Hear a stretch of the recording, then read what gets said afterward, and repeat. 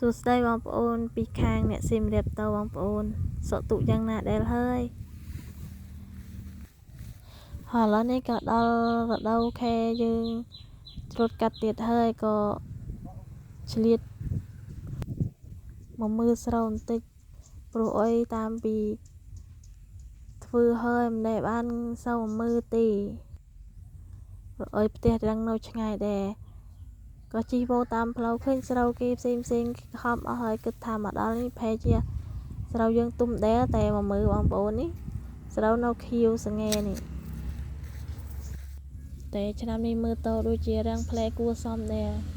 តែឆ្នាំដំបូងដែលស្រែនេះទៅធ្វើខ្លួនឯងមួយឆ្នាំនេះឯងកូនកន្លោះមួយលោអត់ចេះល្បេះសោះទៅណាក៏ទៅតាមនេះជំរាបសួរចេះពីឃើញកាមេរ៉ាអត់បានទេលូតដាក់និយាយពីឃើញប៉ុណ្ណេះអត់ទាន់សូវចេះនិយាយទេបងប្អូនអើយចេះនិយាយម៉ាត់ស្នោះកូនដែលមិនដឹងធ្វើម៉េចនិយាយទៅមានណាដូចគ្រួសារខ្ញុំទេអូទៅថតជុំកិតម្ដងកិតម្ដងធ្វើអូទៅថតជាមួយគ្រួសារខ្ញុំអត់ដែលធ្វើអ្នកសកាមេរ៉ាចេះគាត់អញ្ចឹងឯងឥឡូវនេះក៏មើលរួចដែរក៏ថតចូលកាមេរ៉ាម្ដងមានទៅឆ្លៀតកាប់អូនបន្តិចតែអូននេះមិនកាប់ក្នុងព្រៃក្នុងដប់ទេអានេះកាត់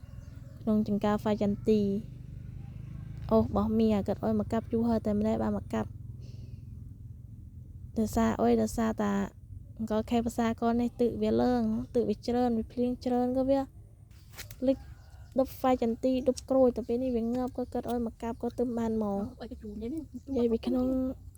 ដីរបស់គាត់នេះអត់សូវមានខ្វះអីហូបទេតែក៏មានដែរតាមក្រូចឆ្មាអានេះក្រូចខ្ញុំកាន់នេះគេហៅក្រូចខ្វិតក្រូចមិនទេស្អីក៏មានដែរអូតារបស់ហូបផ្លែអត់ចេះខ្វះទេហើយខ្ញុំមកមានសាច់ការអុយទេកាប់បានប៉បន្តិចក៏មកអង្គុយទៀតហើយគេទេនេះគេតែមកកាប់ឆ្កាខ្លួនគេខ្ញុំវិញអត់មានសាច់ការអុយទេមកដល់ពីអ្នកកូនក៏ទៅពីអង្គុយ